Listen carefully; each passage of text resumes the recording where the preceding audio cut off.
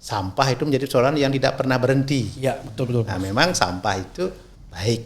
Jangan sampai sampah itu menjadi petaka. Ya, kan ini yang harus dirubah, harus dikelola gitu. Itu saya kira. Jadi sampah tidak pernah akan berhenti, tidak bisa akan diakhiri. Diselesaikan dalam artian tidak ada sampah lagi sulit. Tetapi bagaimana sampah itu menjadi berkah misalnya. Ya.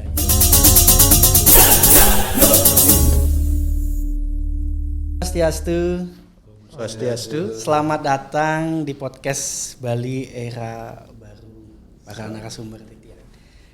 Pertama, Om Swastiastu, Pak Prof. Arya, beliau akademisi hukum, Fakultas Hukum Universitas Udayana.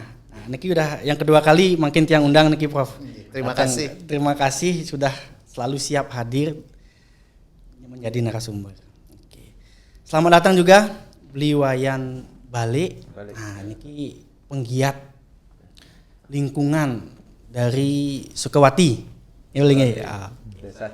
Desa Celup. Selamat datang, Li. Nanti mungkin saya akan lebih dalam mengulas bagaimana sih selama ini mengolah sampah menjadi lebih produktif kan gitu. Dan Om Swastiastu untuk Pak Made Sutama. Om Swastiastu, Pak Made Sutama, selamat datang. Beliau merupakan kelian adat Banjar Cemanggong, Sukawati. Pak Yan sama Pak Made satu Banjar. Oke, berarti ini cocok nih. Ini ada penggiatnya, ini ada kliennya. Nanti saya akan ulas lebih dalam nih. Apakah benar ini Pak Yan pengolahannya nih sudah berhasil kan Pak Made ya? Oke. Terima kasih.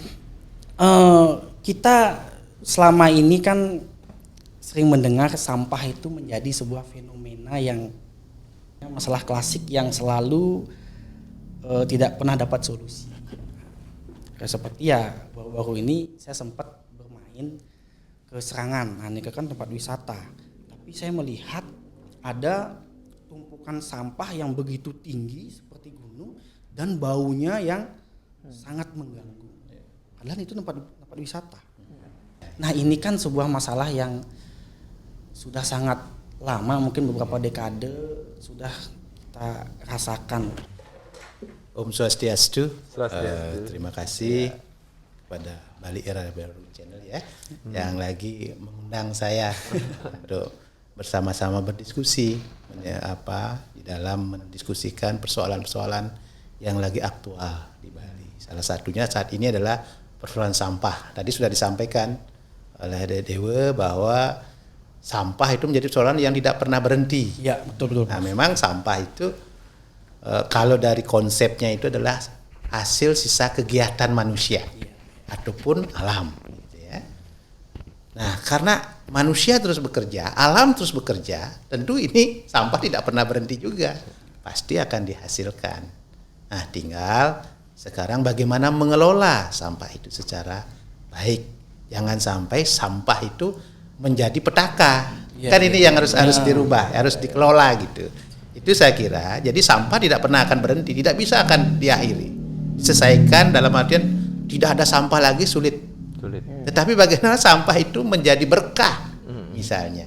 Merubah mindset menjadi yang sebelumnya sampah itu sebagai sebuah persoalan, sekarang menjadi yang misalnya persoalan yang terus dijauhi, dibenci. Bagaimana sampah menjadi sekarang bukan dijauhi tetapi menjadi sesuatu yang menarik.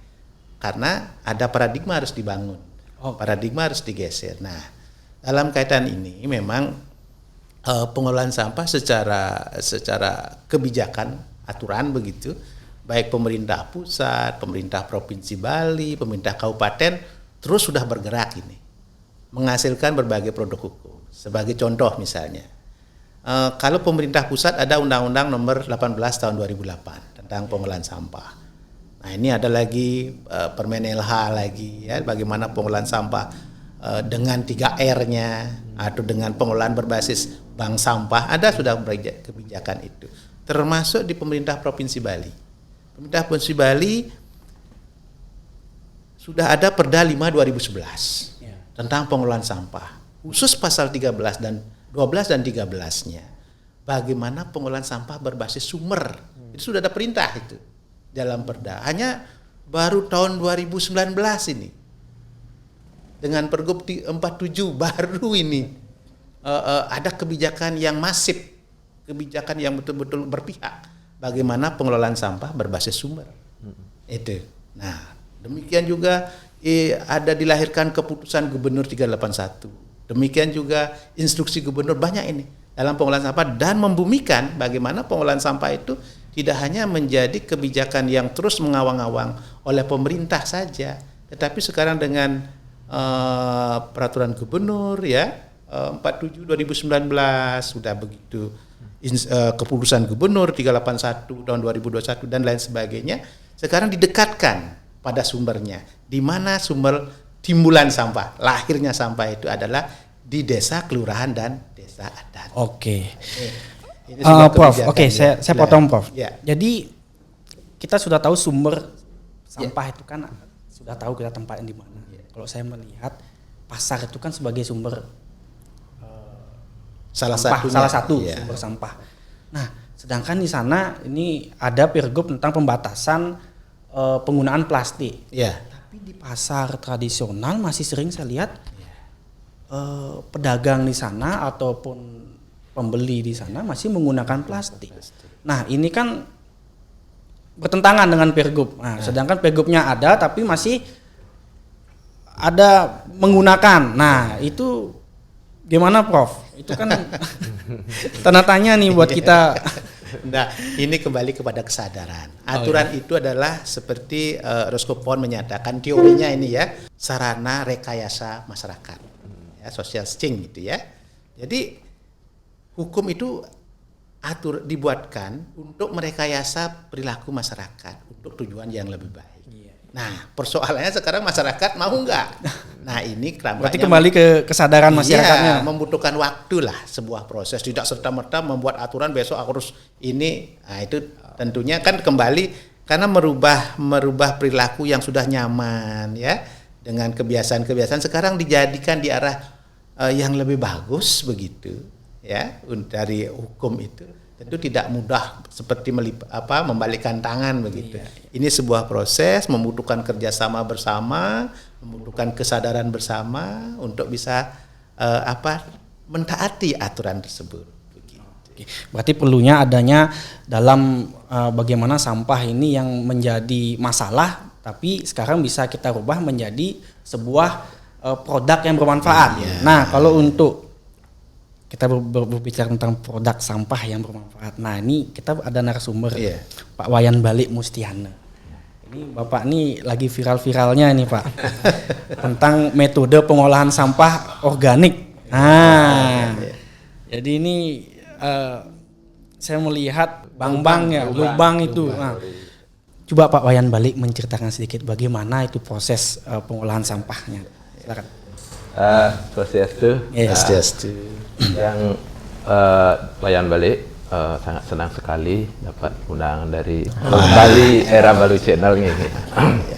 Apa yang disampaikan ke yang adalah sebuah penggiat lingkungan yang kami lakukan khusus di Banjar kami kan seperti itu. Apa yang disampaikan Prof Niki memang benar. Ada aturan kembali ke masyarakat. Gimana kita mengolah aturan itu menjadi kebiasaan sesuai harapan pemerintah. Gak mungkin lah pemerintah mengarahkan masyarakatnya ke arah yang itu yang betul.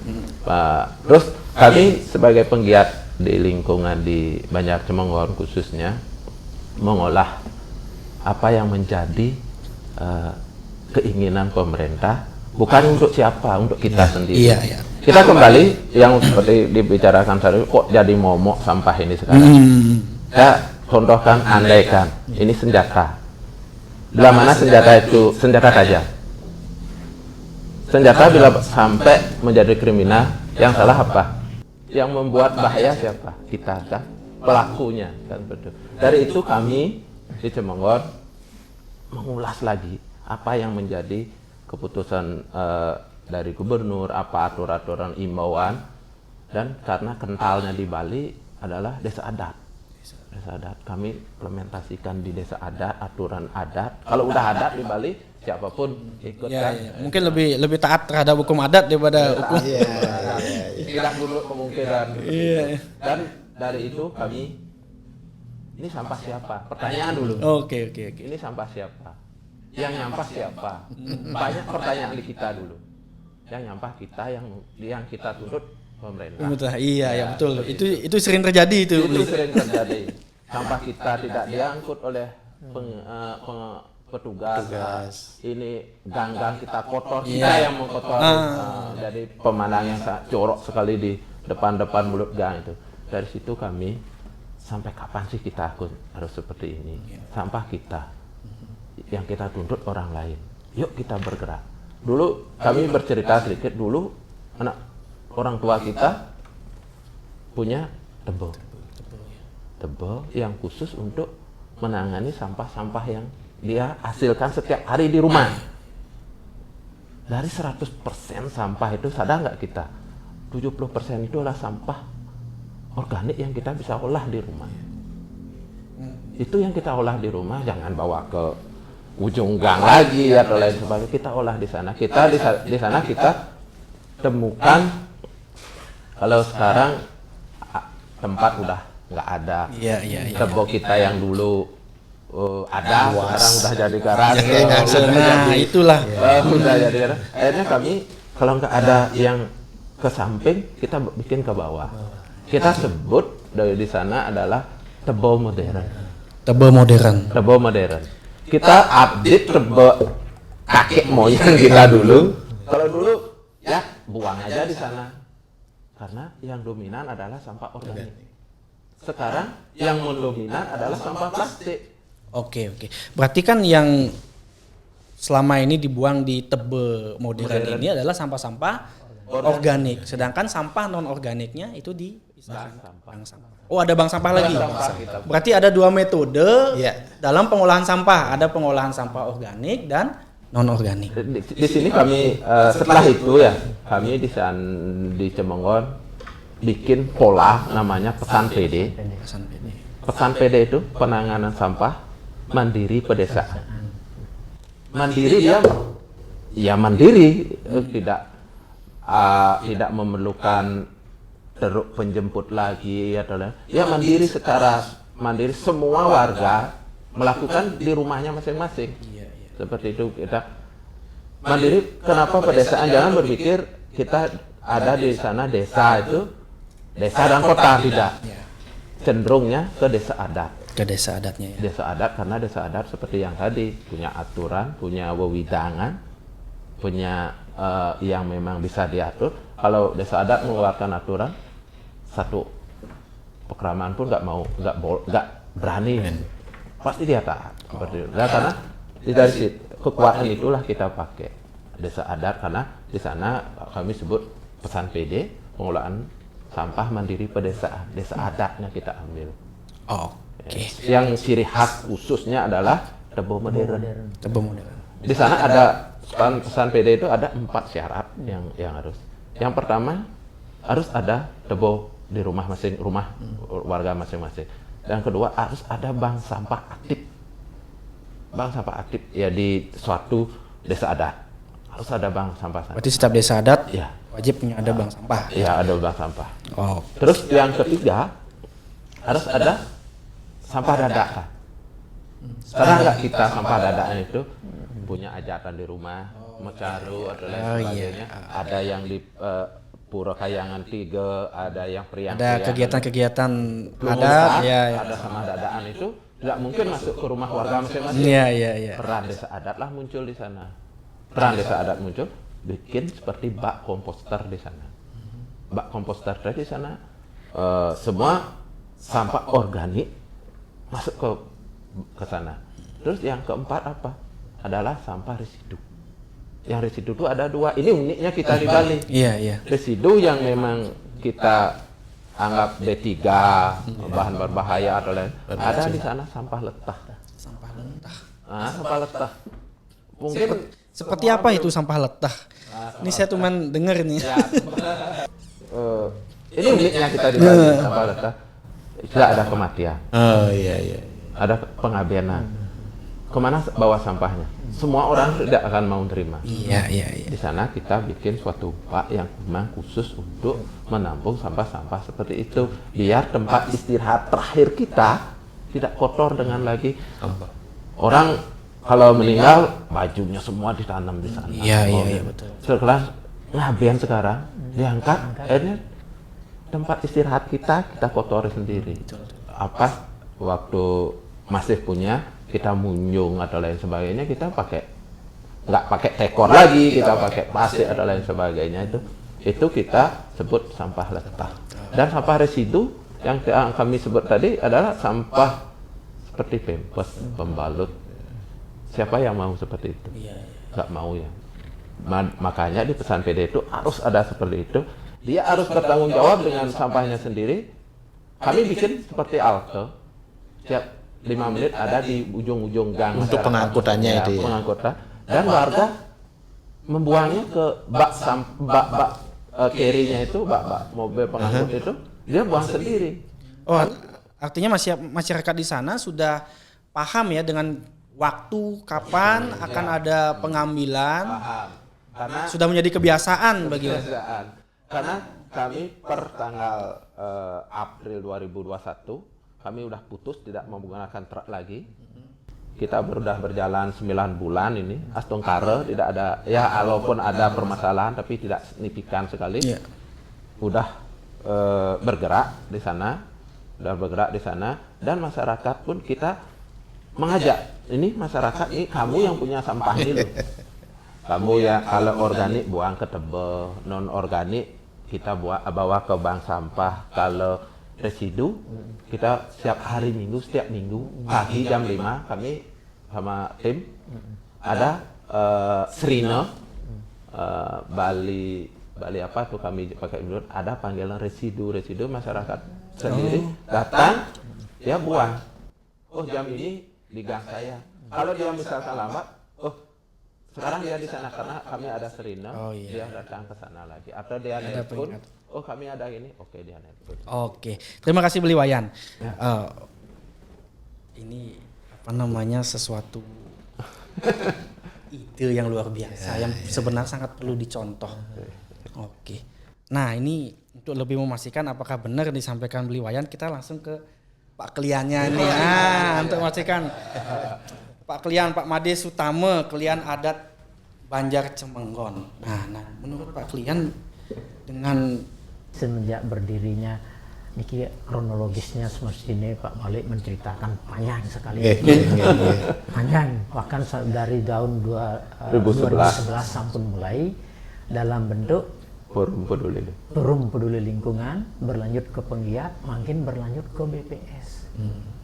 Makin di sini setelah adanya gayung bersambut dengan adanya Pergub bahkan Perda nih, di sini muncullah ide-ide dari penggiat ini dari Perum, tapi Niko yang mempunyai ide. Setelah idenya ada, langsung masuk ke ranah desa adat.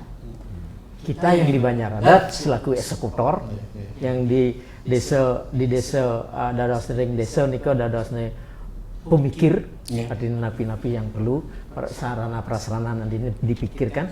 Kita yang di adat dadasnya dalam bentuk eksekutor nih menyambut baik jadinya, karena seperti dibilang tadi oleh Pak Balik, saran Profesor, masalah sampah tidak akan pernah putus, karena ujung-ujungnya sampah itu yang membuat kita sendiri.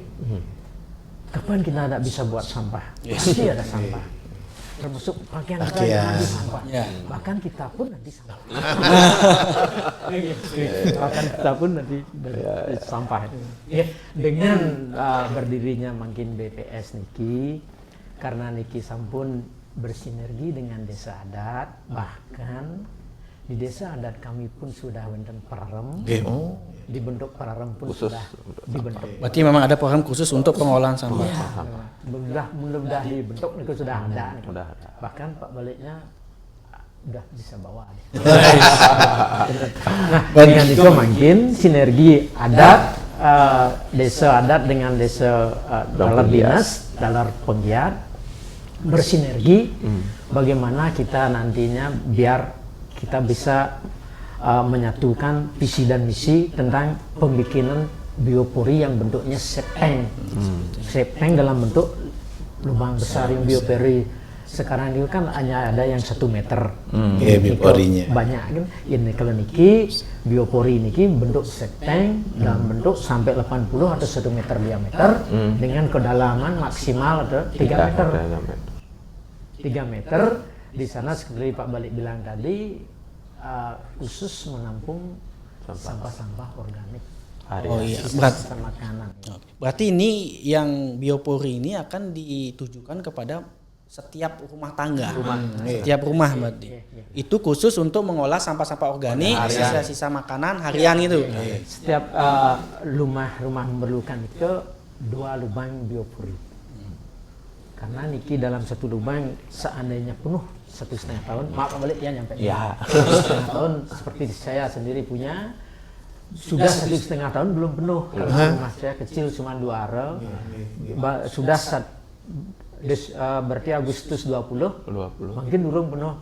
Kira-kira masih lagi 1 meteran. Khusus sampah organik. Sisa makanan harian, jadi gampang dalam artian kalau kita di rumah itu sangat mudah dan gampang. Termasuk mulai sekarang pun saya ada cucu 2, dari kecil pun kita sudah latih dia. Ya, dia pun bertanya, kayak bisa nih, tidak bisa, tapi kita kasih dia tempat. Kalau memang pasti tidak bisa, harus ada di mana? Buahnya itu harus ada, pastinya di sini. Kalau dia punya daun-daun atau apa, pasti di lubang di pas di alam rumah saya, pas nih ke enten tempat ya. Nah cuma niki mungkin karena dalam artian niki ring warga Antiang sejumlah 352 nanging yang baru terpenuh mungkin sampun 332 niko wawu 1 lubang. Sisanya niko dosa PR. Tetap kita sama Pak Balik bagaimana nanti benjangan untuk berusaha, tetap kita akan berusaha karena kita sudah sekali masuk dalam bentuk pembikinan seperti pengolahan sampah berbasis sumber niki pun api je benjangan untuk kendang ngados. Nah yang pun taler sama-sama memikir. Oke. Sama Pak Made. Ini tiang ke beli wayan balik lagi nih. Dasarkan peninggalan leluhur kita ya kan, dengan tebe itu sekarang dibuatlah tebe modern. Nah, kalau beli wayan balik, bagaimana nanti beli wayan itu bisa awal membuat tebe ini kan ya ketika kita mau berpikir tentang awal itu kan pasti sulit ya. Nah itu bagaimana beli wayan balik itu pertama kali memperkenalkan metode meyakinkan kepada masyarakat sehingga masyarakat bahkan sampai kliennya sampai gugu kan gitu mendukung penuh pengolahan sampah ini. Silakan Lian. Ya, terima kasih. Minta izin Prof. Saya menyampaikan sedikit tentang tebo modern kan ini. Ada apa aja yang update. Bali lokal kita perlu update juga gitu loh, karena kebutuhan kita gitu loh. Yang seperti tadi, apa yang menyebabkan keyakinan kita untuk karena kami di Cemongon kalau menangani sampah jangan memakai target, pakai keyakinan. Kalau kita pakai target, sewaktu-waktu kita merubah masyarakat, dan ini nggak bisa. Kapan kita targetnya nggak bisa. Tapi kita bermodal keyakinan dan bukti apa yang sudah kita lakukan. Karena kami di Cemongon waktu itu dengan penggiat beberapa orang kita bikin berapa. Setelah pernah panen istilahnya nih, dengan spek yang udah disampaikan tadi, lubang 80 cm lebar dalam 2-3 meter, itu kita lakukan dulu. Kita lakukan dari tahun 2014, kami lakukan dengan sistem seperti itu, karena bank sampah kami ya udah oke. masyarakat udah mulai sadar dengan nyetor sampah itu. Artinya memberikan contoh dulu. Berikan contoh. Okay. Kami lakukan dengan teman-teman. Oh ini sebenarnya bisa kita lakukan di masing-masing. Kalau ini kita bisa lakukan di masing-masing rumah, sampah tidak akan keluar lagi dari rumah. Kita selesai di rumah. Kita lakukan dari 2014 nih ke berulang-ulang, akhirnya ada hasil. Hasilnya itu adalah boleh tanah subur. Kalau bilang pupuk organik belum berani karena secara akademik kami belum pernah melakukan. Dan kajiannya dan ada akademisi. Kalau bisa dibantu. Oh iya. Dibantu. Apa sih kandungannya? Yang ada di otak kami pada saat itu, gimana sampah kami tidak keluar rumah lagi. Dan setelah kami lakukan dari tahun 2014 di tahun beriring dengan waktu, ternyata Tebo modern ini sangat rakus. Yang pertama, kita bisa sampah halaman, sampah merajan, kita bisa masuk semua. Sampah di dapur masuk semua, sampai nasi basi atau basi makanan, sisa makan basi masuk semua. Kalaupun nanti misalkan punya rerainan gitu, misalkan punya daging banyak, itu pun jadi perlu mau dagingnya banyak, nggak bau, nggak seperti ini, kami yakin tidak bau, karena memek dadong rago nyakan di rumah punya cucian beras. Cucian beras itu alami sekali untuk mengurai di sana, untuk mengurangi bau. Masuk aja ke sana, jangan buang ke mana-mana, masuk ke sana, itu akan membangkitkan mikroorganisme yang di bawah itu. Itulah pekerjaan yang ada di sana, tenaga kerja kita di sana nanti memakan sampah kita di sana, rakyat menjadi gitu, seperti itu. Terus berseiring dengan waktu kami sampai videokan, bersosialisasi kepada masyarakat. Ternyata kami masuk ke Sabo, masuk ke Perjuru, kami masuk ke sana presentasikan itu, presentasi akhirnya oke, di tahun 2021 ini April kami plug untuk tidak seperti itu. Dan satu ada mungkin di tempat lain belum pernah atau enggaknya ada kajian. Kami ada kajian kecil-kecilan di rumah di Cemenggon dari 352 kakak, anggap aja 4 kilo per hari sampahnya itu, kali 4, 300 kali 4, hampir 1,5 ton setiap hari. Setiap hari berarti kalau kita masih menggunakan truk, berarti 1,5 ton sampah kita keluar masuk. Berarti kalau itu kita lakukan terus, berarti TPA yang disampaikan tadi di Suung atau di mana ya, bukan jadi alam pemandangan yang indah, bila menjadi gunungan sampah seperti itu. Kalau seperti itu, kali misalkan 1 bulan, sampai 45 ton sampah kita buang ke tempat orang lain. Itu baru dari desa 350 desa. Belum sekarang lagi ada berapa ratus desa yang itu baru. Kalau misalkan kita memakai sistem pesan PD, yang pertama masyarakat menyetor sampah 1 bulan sekali ke bank sampah. Kami menerima sampai 1,2 ton setiap 1 bulan. 1,2 ton kita mendapatkan sampah non-organik, plastik itu di bank sampah dari sampah masyarakat. Dan sampah plastik itu kan bisa menghasilkan pendapatan. Di sana di bank sampah kami, masyarakat menabung dengan sampah, dia kembali dengan uang. Kita beli. Jadi ada beberapa yang setelah dia ini untuk bayar distribusi sampah yang untuk nanti atau lain-lain, ada beberapa di Galungan kita buka bank sampah, siapa mau narik ya silahkan tarik atau seperti itu. Ada momen-momen lah kita bikin ada biar masyarakat lebih tertarik seperti itu. Terus kalau setiap minggu kami kan jemput residu berarti anggaplah kami sampai 80 kilo sampai 100 kilo per minggu kali 4 berarti 400 kilo.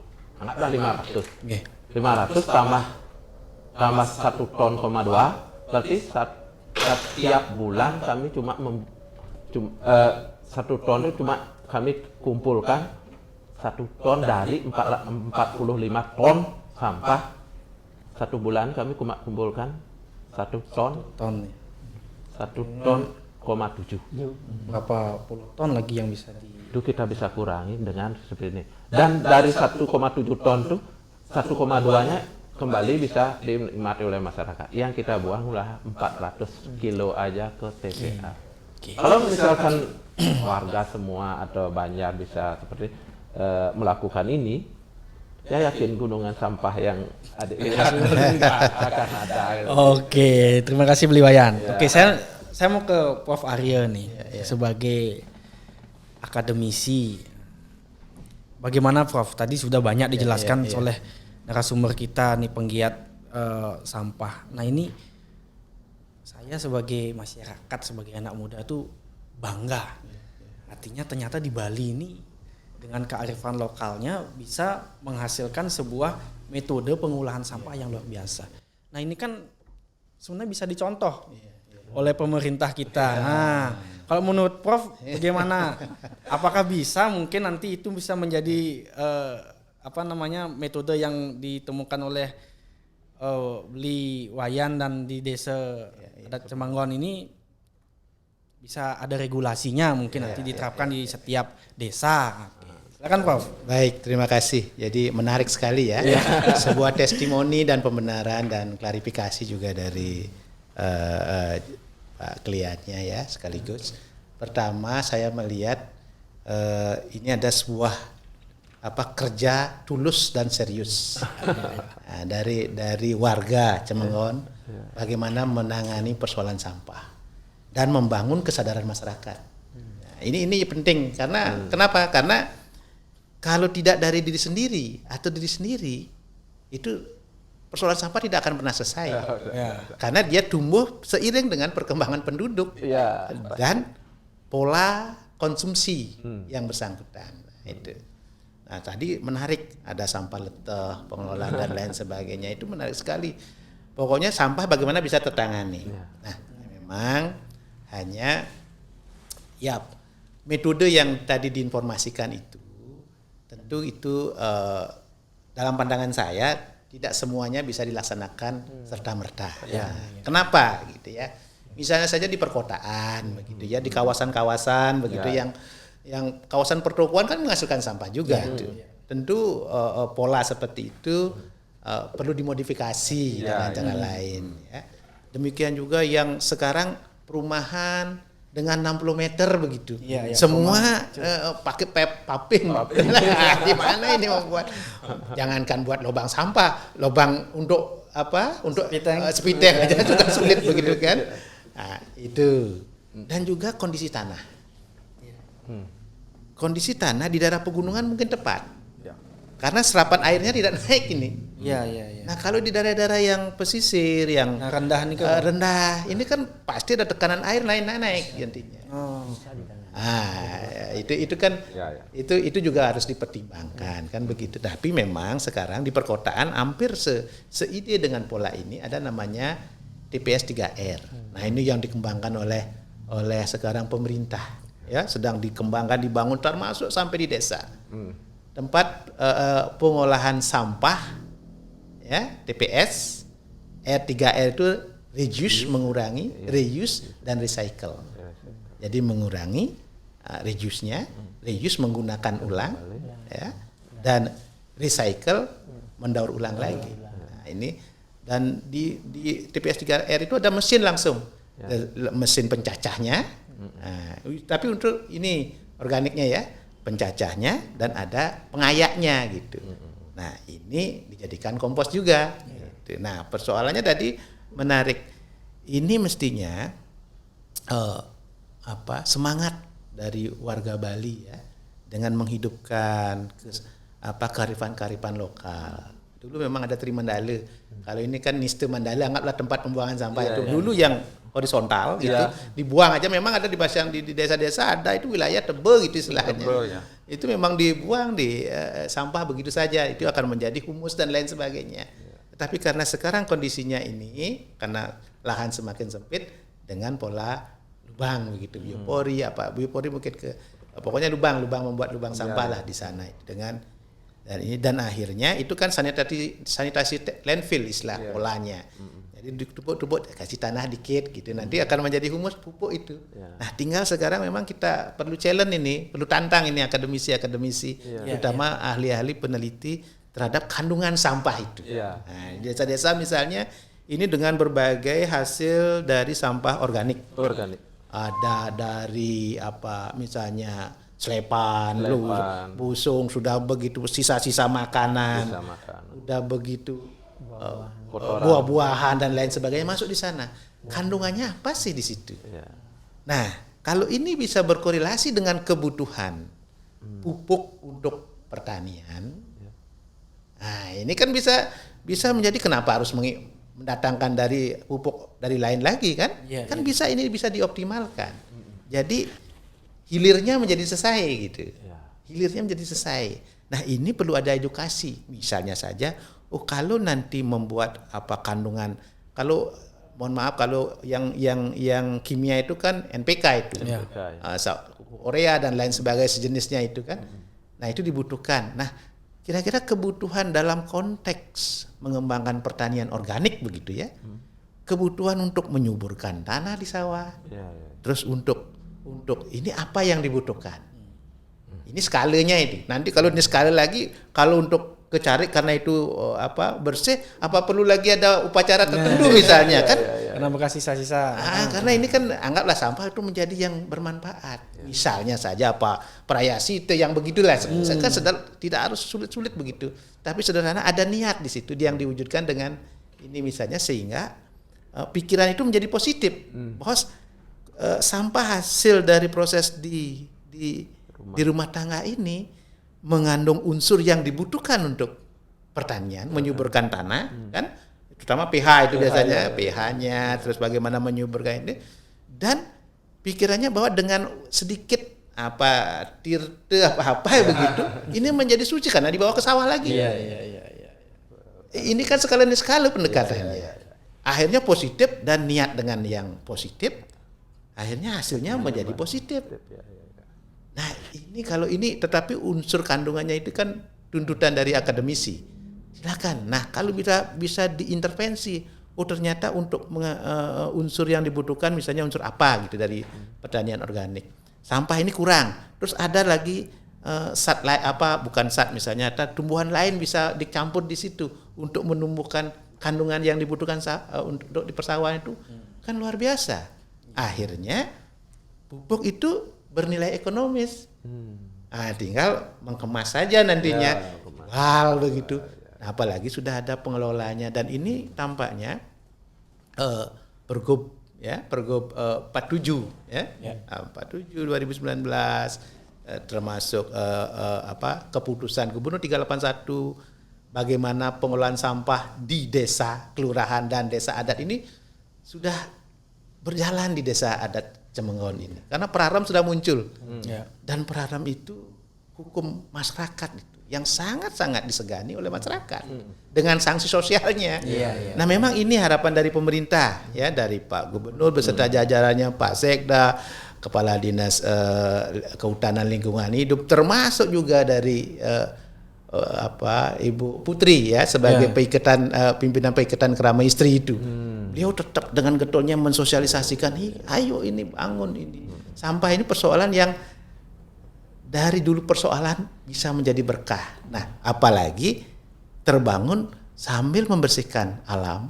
Ya, seperti tadi yang ledah itu bisa bersihkan, tidak mencemari jagat, begitu ya, tidak mencemari sungai, danau dan lain sebagainya. Ini bagian dari yajnya, bagian dari amal kita beragama sebagai bentuk sumbangan kepada alam. Nah, inilah mungkin sebuah kearifan lokal yang luar biasa. Dan ini dulu sudah ada kan, dilarang membuang dalam tanda petik kencing di sungai aja tidak boleh kan. Itu ada maknanya kenapa? Itu bisa ada sesuatu karena kita yakin dengan hal itu bisa mendapat negatif. Ini kan kearifan lokal yang ini. Berarti kearifan lokal ini yang sebenarnya kan sesuatu hal yang unik yang kita angkat sehingga memberikan manfaat yang besar bagi masyarakat kan begitu. Oke. Beliwayan. Nah, apa sih harapan Beliwayan nih terhadap pemerintah terkait dengan penemuannya pengolahan sampah yang selama ini yang kalau kita bisa menilai dengan tadi penjelasannya itu kan sepertinya sudah berhasil kan begitu karena sangat menekan pengiriman sampah dari satu tempat ke tempat pembuangan sampah sehingga terjadi penumpukan. Nah, apa harapannya Beliwayan terhadap pemerintah? Yang pertama harapan kami dari pemerintah, kami dari masyarakat jadi sudah barang tentu dari biaya, dari regulasi, dari kekuatan kami sebagai penggiat tidak begitu kuat seperti kentongan kubu benyah hati nitik yang ada nak ngugu gitu loh. Nggak pernah ada yang dengar gitu loh. Peran serta dari pemerintah kami yang udah melakukan di sini, ayo kalau siapapun nanti yang terkait di pemerintah datang ke Cemengon, lihat apa yang kami udah lakukan, yang seperti tadi disampaikan Pak Priantiang juga perlu prasarana yang memang banyak yang belum terpenuhi kan seperti itu, seperti khususnya ciri khas kami adalah Tebo Modern belum murni 100%, tapi udah punya satu-satu di 350 nih udah punya satu-satu. Yang satunya karena sistemnya penuh satu pindah ke lubang yang berikutnya lagi.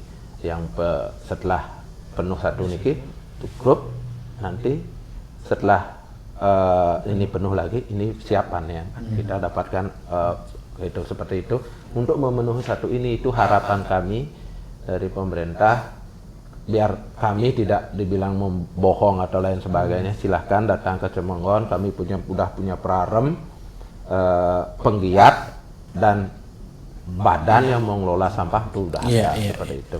Dan mungkin maaf yang sampaikan sedikit apa yang disampaikan Prof tadi, mohon maaf kami bukannya berseberang dengan pemerintah atau lain sebagainya, tapi perlu kami kritisi juga kan seperti itu. Kritik bukan berarti tidak mendukung kan seperti itu. Kami apa yang disampaikan TPS 3R atau lain sebagainya kami tidak menyinggung hal seperti itu. Apa yang udah dicanang oleh pemerintah itu udah barang kajian-kajian atau lain sebagainya. Tapi perlu kami sampaikan kalau kita mau membukalah pola pikir masyarakat atau yang siapapun di sini, kalau kita mau memecahkan masalah sampah, ayo janganlah dikumpulkan lagi. Seperti TPS 3R, kita tetap akan mengumpulkan, suruh masyarakat membawa ke gang-gangnya lagi.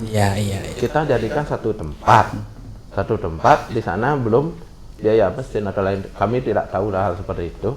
Terus kami yang udah kami lakukan seperti yang disampaikan tadi, desa dan kota itu dengan satu arah pun tidak harus turun.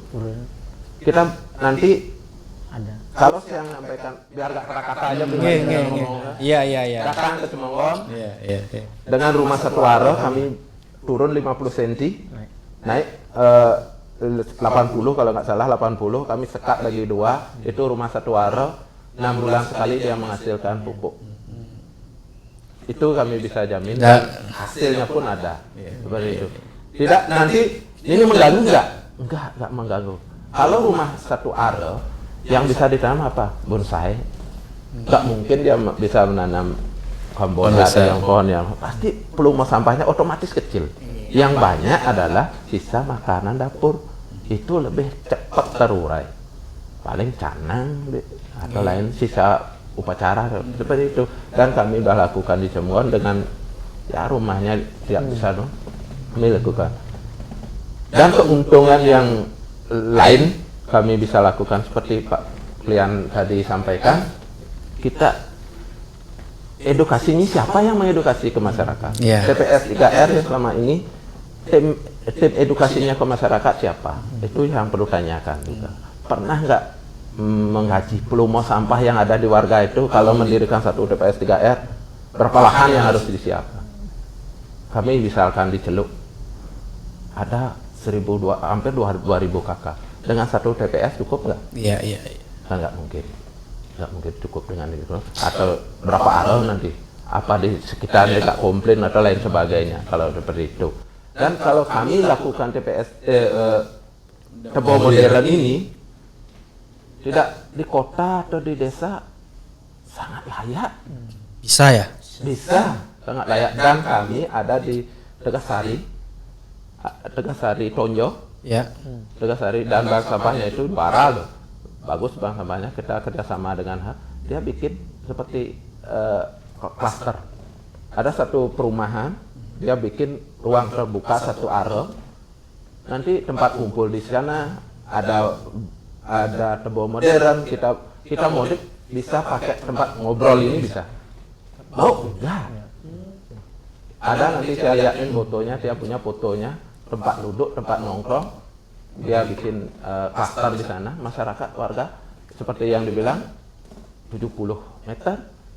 Berapa sih dia bawa sampah ke sana? Iya. Kita bikin 3, ada 20 perumahan, tiap hari bawa penuhin satu-satu, bikin 3. Kalau ini 1 tahun kita anggap bagi 3, berarti 4 bulan. Ini 4 bulan. Ini lagi 1 tahun apakah enggak jadi kompos ini? 4 bulan.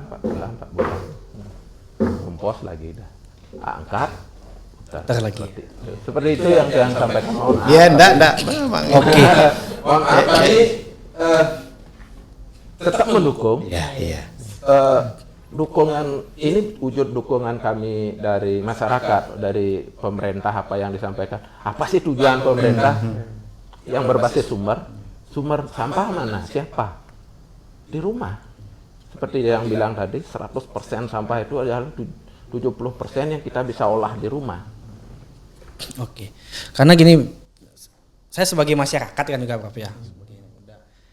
Kalau saya juga kebetulan tinggalnya kan di kota Denpasar dan di sekitar perumahan. Tidak pernah ada habisnya. Sampah itu selalu ada di pinggir jalan.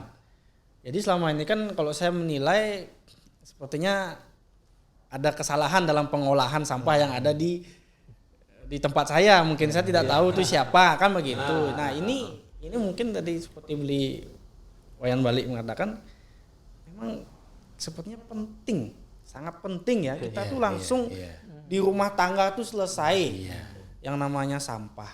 Tapi memang perlu yang namanya kesadaran. Nah, kesadaran ini yang susah. Nah, untuk menjawab, kita mengetahui bagaimana membangun kesadaran, mungkin Pak Kliannya nih. Nah, selama jadi Klian bagaimana Pak D untuk membangkitkan kesadaran masyarakat? Artinya kan peran serta Klian kan mensosialisasikan, terus memberikan edukasi bagaimana agar masyarakat itu sadar dan mau melakukan sebuah perubahan yang sangat baik ini. Silakan Pak D. Semua boleh. Pemilahnya Pak. Kendan niki dadosne kalau dibilang seperti tadi nih tentang sampah pasti yang pun sulit. Jelas niki untuk berproses niki perlu berproses. Perlu berproses. Kendan dadosne niki sekali waktu sudah dibilang sama Pak Balik dari tahun sekian niko puniko proses perjalanan panjang sehingga sampai sekarang. Dalam arti setelah dibentuk BPS dengan memutus terak, mau tidak mau masyarakat karena sudah diakui oleh desa adat dalam bentuk pararem, sedikit tidaknya masyarakat itu otomatis kita giring dalam bentuk penggiringan, tetapi tidak dipaksa.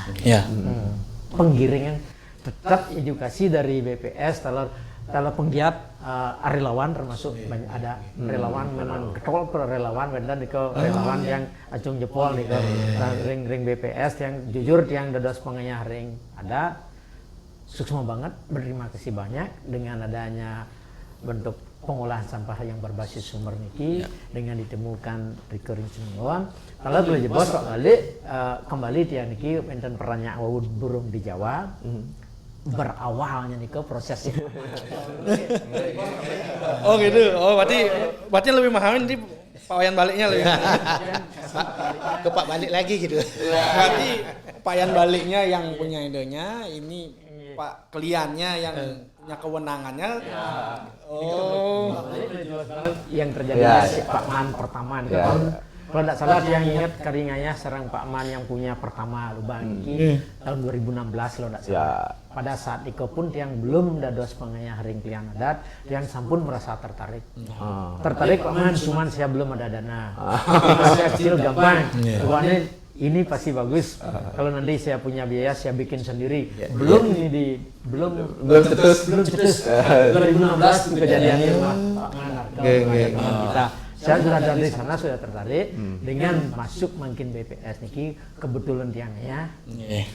Dikit yang punya kesempatan ngiring serang-serangnya, tapi yang lebih jelas menguatkan penggiat ini sangat membantu sekali, bahkan sampai sekarang pun penggiat yang lebih banyak dari tiang cuman baru ada kesepakatan kita jalanin, kalau enggak kita bersama juga niki serang penggiat serang niki pun BPS Pak Gang mungkin menjalan si anu agak bandel mereka dekati artinya pendekat ada pendekat bahkan ki bisa seminggu sekali mungkin mendekati di mana bahan Pak ada problem gitu tetap terdekati pokoknya pendekati intinya dari awal karena tentang sampah karena tak dilihat mana ada untungnya nih kan tapi kita membuang sampah gampang, kalau membuang sembarangan gampang. Tetapi yang di tempat yang dibuang itu yang ditinggalkan bagaimana dia? Mungkin di otaknya itu bisa bahasa kasar yang buang. Jauh ini menyampaikan pesaja gitu. Penting, tidak mau nutur-nutur mantan kan loh. Sehingga lihat di sana. Nah, yang tiang melihat memang ini yang ideal. Kalau bisa masyarakat semua ini misalkan ini sebenarnya harapan dari Pergub Pengolahan Sampah berbasis sumber. Di sumbernya itu selesai. Nah, hanya memang masyarakat yang akan seperti ini, belum semuanya. Mungkin ntar dijawab oleh beliau bagaimana caranya. Inilah gitu. Peran dari Yohane ya untuk hadir. Demikian juga dari Perjuru. Pemerintah Bali sudah memberikan ruang. Aturan sudah melindungi. Silakan buatkan prarem untuk betul-betul menyelesaikan sampah di desa, kelurahan dan desa adat itu berbasis sumber. Selesai. Artinya pemerintah sudah memberikan keleluasan. Dasar hukum sudah diberikan. Jadi kalau misalnya ada kebijakan di desa sudah dilindungi ini. Karena ini kami perintahkan menyelesaikan. Hanya ini kan inilah merubah mindset itu. Nah, ini mudah-mudahan nanti betul seperti harapan Bapak. Jadi ini sebagai pilot project. Karena banyak kan ada pegiat-pegiat ada di tempat lain juga kan banyak tentang pegiat pengolahan sampah itu banyak. Mudah-mudahan itu menjadi testimoni. Oh, kalau seperti ini kan pendanaan pemerintah berkurang jadinya. Tinggal mungkin kalau kekurangannya karena niat sudah bagus. Bergeser misalnya kan tidak perlu TPS 3R di sana. Karena itu perlu mesin, perlu tempat. Nah, ini justru mengeluarkan biaya yang besar lagi kalau digeser untuk membantu orang membuat lubang. Itu harapannya. Mungkin Pak Kepala Pak Kelian buatkan proposal, Pak. Ajukan ke pemerintah, buatkan proposal. Apalagi ini bisa mengurangi dan ini kalau ini bisa. Jadi kan sudah di tangan, Pemda tidak turut campur lagi. Pemda bisa lebih ringan. Biaya, kalau coba ditelusuri biaya pemerintah daerah kabupaten kota. Pengelolaan sampah luar biasa. Belum lagi perlu sarana prasarana angkutannya. Belum lagi tenaganya. Berapa alat beratnya. Belum lagi masalah kebakaran timbul pada saat di tempat pembuangan sebenarnya bukan tempat pembuangan akhir, tempat pemrosesan akhir itu membawa ke alam. Sebenarnya itu polanya di situ kalau TPS. Tapi yang paling besar kan masalah sosial, Prof. Baunya itu. Nah, kalau sudah dikelola, makanya testimoninya di sini gitu. Sanitasi landfill itu sekian ditutup. Apalagi sudah tadi ditunjukkan bahwa bisa di atas itu kita buat duduk-duduk, buat taman. Kalau sudah seperti itu dan itu betul terjadi kan ringan. Pemda tidak lagi berurusan ini lagi gitu. Nah, ini bisa digeser untuk kepentingan masyarakat yang lain dana ini gitu. Kan luar biasa jadinya. Nah, memang ini sekali lagi TPS 3R itu memang sementara ini karena kesadaran belum sepenuhnya. Bagi yang masih membutuhkan ya udahlah ini dulu karena sampah itu harus selesaikan gitu. Mudah-mudahan sembari berjalannya waktu kesadaran muncul karena ruang sudah diberikan terus nanti dibantu pola pembantuan ada nanti lomba. Kalau kemarin Pak Gubernur pada saat sosialisasi dengan 5 desa ini kan ada bantuan 50 juta. Ya. Sudah itu nanti ada pembinaan, pendampingan dan ada lomba-lomba nantinya. Penghargaan diberikan. Oh, ini desa bersih. Nah, misalnya apalagi bisa jadikan desa wisata. Konteks pengolahan sampah. Bawa tamu ke sana karena sampah ini harus diselesaikan. Dengan tidak ada sampah, dengan mengurangi sampah, artinya sampah itu ada tetapi sudah tersembunyi gitu kan. Tersembunyi dengan pengelolaannya itu menjadi bersih, kan ini menjadi objek wisata. Masyarakatnya sehat, suasananya jadi asri. Tampaknya desa-desa wisata ini keunggulannya. Kalau bisa misalnya saya ke Penglipuran misalnya, kan bersih. Sampahnya di mana itu? Ini orang bersih. Nah, misalnya sebagai salah satu contoh, kalau desa ini nanti ditata, akhirnya akan ada geliat, apalagi nanti sampah ini tidak hanya sebagai buangan saja, sisa yang tidak bernilai. Jadi sekarang akan bernilai, apalagi nanti hasil-hasil riset itu kan bisa menjadi uang, menghasilkan, terus bisa memberikan kepada yang masyarakatnya, bisa menjadi misalnya untuk beli listrik, tokennya bisa dari uang sampah kan menjadi sejahtera. Itu. Oke. Nah ini semoga channel kita ini ditonton sama Pak Gubernur nanti dan bisa dilihat bahwa nih masyarakat nih sudah kreatif kan begitu dengan kearifan lokal diangkat menjadi sedemikian rupa sehingga menghasilkan sebuah metode pengolahan sampah yang notabene kita tahu sampah tuh nggak pernah ada habisnya. Yang sebagai rakyat nih lelah kalau melihat sampah itu. Apalagi musim hujan. Aduh sudahlah. Nah tapi yang paling penting tadi regulasi sudah ada. Lalu metode sudah ada. Nah ini kan tentang membangkitkan kesadaran masyarakat. Mungkin tadi saya tanya Pak Kliannya menyerahkan kepada Pak Yan balik. Nah, testimoninya bagaimana? Bagaimana Pak Yan balik kisahnya membangun kesadaran masyarakat. Ya mungkin apa yang disampaikan tadi udah hangat bicara kalau masalah sampah. Uniknya memang tidak akan berakhir-akhir. Ada aja seperti itu. Apa yang disampaikan tadi, gimana membangun kesadaran masyarakat itu tidak bisa dengan 1-2 tim. Kita harus bersama kesadaran dalam hari ini adalah ciri khas yang ada di kita adalah Tebo Modern. Itu adalah menumbuhkan kesadaran di rumah masing-masing. Siapa nanti mengedukasi untuk memilah? Kepala rumah tangga. Bisa ada dongnya, bisa bapaknya, bisa kakaknya, atau lain sebagainya. Nanti seperti yang disampaikan tadi, sehari hampir setiap jam ada sampah. Setiap jam kita mengedukasi. Kak, Bu, Pak, di mana ini buang? Organik ditebel. Non organik di mana? Tetap ada pemilahan. Tidak, misalkan kalau kita sekarang ini kan seperti ini banyak. Kita kumpulkan dulu, baru memilah. Gimana kita mau mengedukasi masyarakat itu memilah itu pada saat pembuangan. Kalau kita udah ada sarana seperti ini, Tebo Modern udah ada, bak sampah plastik udah ada, residu udah ada, ya minimal ada 2 dari rumah. Minimal ada 2 organik sama non organik plastik dah. Ya kalau di dapur masukkan ke organik dulu, nanti kita tidak perlu nunggu jam berapa sih teraknya besok datang. Tidak perlu jam berapa ada apa di rumah, masuk jam berapapun. Tetap pemilahan itu pada saat pembuangan. Kita tidak pernah. Di situ edukasinya siapa? Kapan mengedukasi? Setiap jam. Siapa yang mengedukasi? Masyarakat semua. Dari masyarakat untuk masyarakat lagi. Untuk masyarakat. Kalau kita awalnya dari kami dari BPS awalnya ada videonya itu kami share ke teman-teman. Oh ini cara pemakaiannya kami ada regulasi aturan adatnya udah ada, cara pemakaiannya udah ada, kami tempel di rumah masing-masing. Oh apa aja bisa masuk ke sini, apa aja yang bisa nanti setor ke bank sampah, apa yang masuk ke residu. Itu awalnya seperti itu. Nanti tugasnya di rumah 6 orang, ya 6 orang itu yang bertugas untuk mengedukasi dirinya sendiri, bukan mengedukasi orang lain. Kami jelas kalau merubah orang tidak akan bisa orang lain. Kalau nggak kita sendiri mau berubah.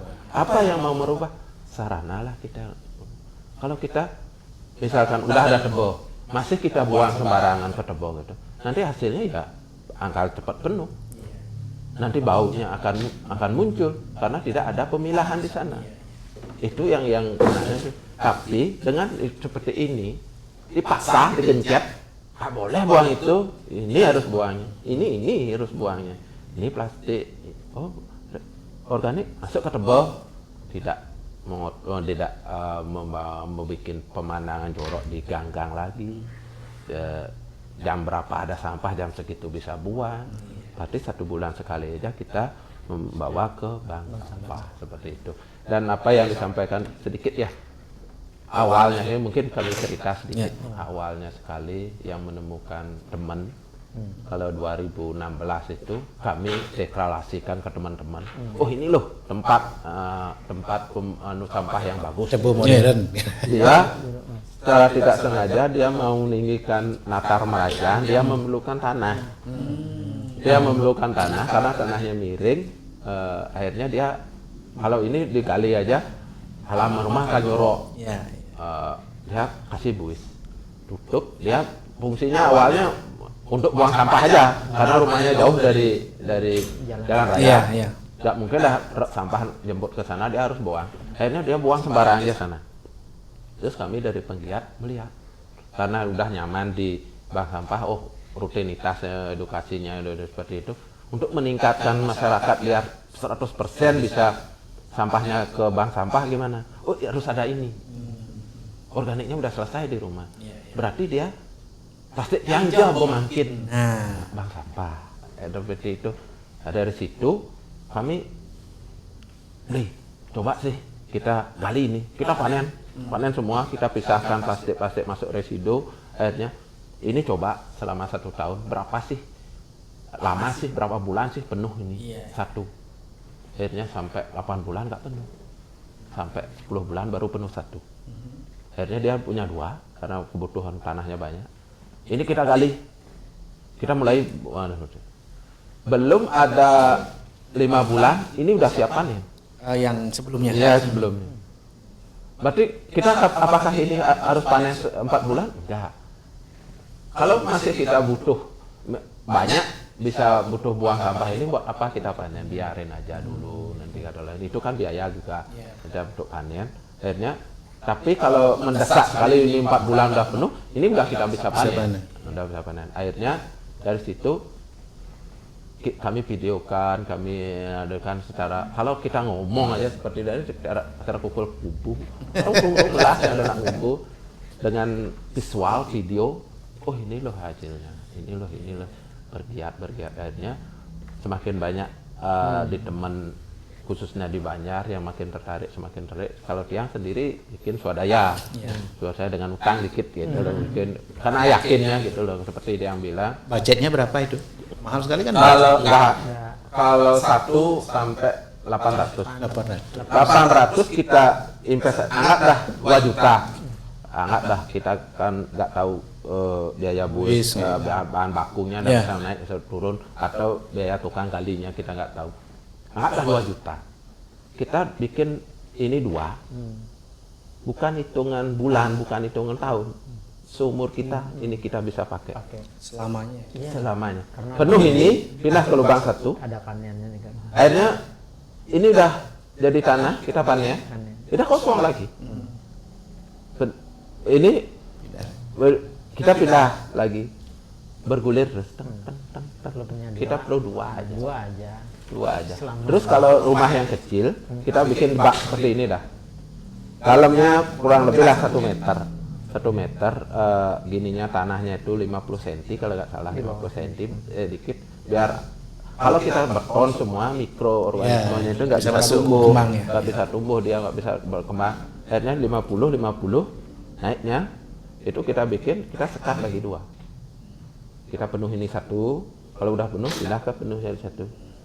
Belum ini udah siap panen aja 4 bulan, akhirnya 4 bulan panen. Seperti itu untuk hitungan satu rumah tangga ya. rumah tangga. Rumah tangga kecil nih. Rumah kecil udah Rumah bisa. kecil itu kalau tiang, rumah tiang sampai 4-5 are, tiang dengan 2 kakak, tiang bikin 3 di rumah. Dan 3 lubang. 3 lubang. 3 lubang, artinya 4, seperti yang tiang bilang tadi, 4 bulan. Akhirnya di bulan berikutnya ini udah panen. Kita udah bisa, ini udah 1 tahun sisanya ini. Udah 1 tahun. Iya. Kita udah bisa panen seperti itu gitu. Kalau perlu mau di rumah lebih banyak itu yang kita bisa. Itu mungkin yang Oke, wah nih kita sampai lupa waktu nih, sudah berapa lama nih kita ngobrol, tapi memang kalau kita memang tidak terasa ya kalau kita membahas tentang sampah itu memang nggak ada habisnya, tapi selalu memberikan kesan yang memuaskan ketika kita mendapatkan sebuah ide, ya kan, sebuah cara bagaimana nanti kita mungkin saya kembali ke rumah, saya tahu sekarang bagaimana cara saya harus memilah sampah. Mungkin juga penonton nanti yang mengikuti channel kita juga tahu mungkin nanti caranya memilah sampah, dan mungkin bisa mengikuti caranya dari desa Cemenggon ini untuk metode pengolahan sampahnya. Nah, sebagai penutup, saya mewakili nih anak muda yang ada di Bali lah. Harapan kami kan adalah sampah ini tidak menjadi masalah yang akan terus berlanjut ke depannya. Kami kan berharap sebagai generasi muda yang nanti akan menggantikan dan meneruskan apa yang menjadi capaian dan cita-cita narasumber mungkin yang sudah datang, sudah berhasil menciptakan sebuah metode. Kita bisa menyetop yang namanya ledakan-ledakan sampah.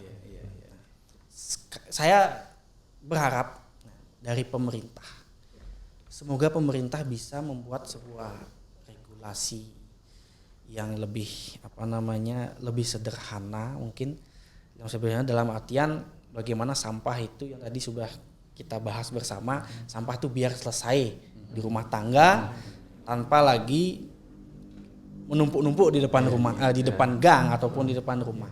Pertama, kalau diregulasi sudah ini. Ya, sudah sampai di instruksi, edaran sudah. Terus pedoman-pedomannya juga sudah gitu. Bagaimana pengelolaan sampah di desa, kelurahan, desa adat. Ya. Itu sudah pedomannya bagaimana. Nah, ini sekarang kan gayung bersambut. Ruang diberikan, apa peran yang dilakukan oleh desa adat? Oleh desa dengan perdesnya, peraturan desa. Silakan dibuat. Desa adat dengan aweg-aweg, dengan peraremnya silakan. Nah, ini sudah, dan pedomannya juga sudah. Apalagi bisa diintegrasikan pola seperti ini. Ini kan pola penyelesaiannya kan banyak. Nah, seperti yang ada dia membuang saja, tetapi kuncinya adalah kesadaran. Kalau bisa ini diterapkan, memang aturan ini baru kan 2019 kan. Nah, ini dari 2011, 2019 baru muncul ini. Keseriusan pemerintah Provinsi Bali di bawah kepemimpinan Pak Gubernur sekarang. Ya, seriusan. Nah, sekarang bergeliat sekarang. Nah, tinggal membangun kesadaran ini. Ayo bersama-sama. Tidak bisa sendiri. Pemerintah sesuai kewenangannya terus memotivasi, mengingatkan. Nah, terus masyarakat sudah bergerak, dihargai juga. Apalagi ini sebuah motivasi, sebuah kearifan yang bisa memang menyelesaikan sampah dari sumbernya. Nah, tetapi kan ada yang tidak, masih ditangani oleh pemerintah. Pada akhirnya, dalam pengelolaan sampah semakin tidak ada, itu semakin bagus, semakin berhasil. Bukan berpikir di hilir, semakin banyak sampah semakin bagus, salah itu paradigmanya itu. Jadi apalagi Pak Gubernur sudah untuk plastik misalnya, kan kresek ya, terus styrofoam, sedotan, itu dengan Pergub 97 2018 sudah dilarang untuk dipergunakan. Hanya sekarang masih. Nah, inilah peran misalnya penyelesaian persoalan sampah harus ada pada sumber. Sumbernya siapa? Kalau misalnya di pasar misalnya, itu masih ada kresek, siapa yang jual? Yang jual disuruh jangan jual kresek kan begitu. Jangan masyarakatnya yang membeli itu kan tidak mungkin. Iya. Ini yang jualnya Pak, ini ada pergub. Siapa? Tentu ada kewenangan di pemerintah di situ kan. Termasuk mungkin dari desa adat, keramo. Oh ini sudah, ini jangan pakai ini. Pakai aja misalnya bawa yang apa dengan kain yang bisa dipakai berkali-kali atau dengan menggunakan daunan begitu kan. Yang bisa didaur ulang. Ini ingatkan terus karena ini tidak bisa langsung begitu enggak. Semakin orang ke depan misalnya termasuk orang di mobil buang sampah begitu saja kan masih ada itu dari mobil. Nah, kalau besok itu sampah menjadi ini ada menjadi berkah, menjadi uang ini nanti bisa bawa ke rumah. Ini organik ini. Kan begitu. Budaya itu bukan ada sampah. Di mana ada sampah begitu. Biar bisa begitu di mana ada sampah dia ambil gitu. Pungut karena ini sudah bernilai gitu. Dan ini terbangun kesadaran bahwa sampah itu tidak boleh dibiarkan begitu saja. Nah, ini yang perlu kebersamaan. Pak Gubernur gotong royong. Kan begitu. Gotong royong itu terus beliau dengungkan pemerintah Provinsi Bali dengan gotong royong kita bisa menyelesaikan yang berat menjadi ringan dan semua persoalan bisa diselesaikan secara baik. Yang kira itu termasuk nanti seperti tadi kalau ada memang ini sampaikan kepada pemerintah karena pemerintah Pak Gubernur sudah mintakan pemerintah kabupaten kota dorong ini. Kalau ini bisa sudah ini kan tidak perlu lagi beli truk banyak-banyak kan. Terus BBM tidak perlu keluar lagi kan. Tenaganya tidak perlu keluar. Bisa untuk keuangan daerah itu kan bisa untuk yang lain. Ini kalau bisa itu kan termasuk mungkin ke pemerintah provinsi disampaikan aja karena ada ruang-ruang Bapak Gubernur untuk memberikan penghargaan kepada masyarakat dengan insentif dan lain sebagainya itu kan sangat-sangat beliau buka. Saya kira itu yang perlu dibangun kebersamaan. Terima kasih. Baik, terima kasih narasumber kita yang luar biasa pada hari ini sudah sangat memberikan edukasi yang sangat banyak. Semoga apa yang kita dapatkan pada hari ini bisa memberikan manfaat luar biasa pada masyarakat kita di Bali khususnya. Oke, ikuti terus Bali Era Baru Podcast untuk Krama Bali yang sejahtera, bahagia, sekali. Yang tetap Rama Santi, Om Santi.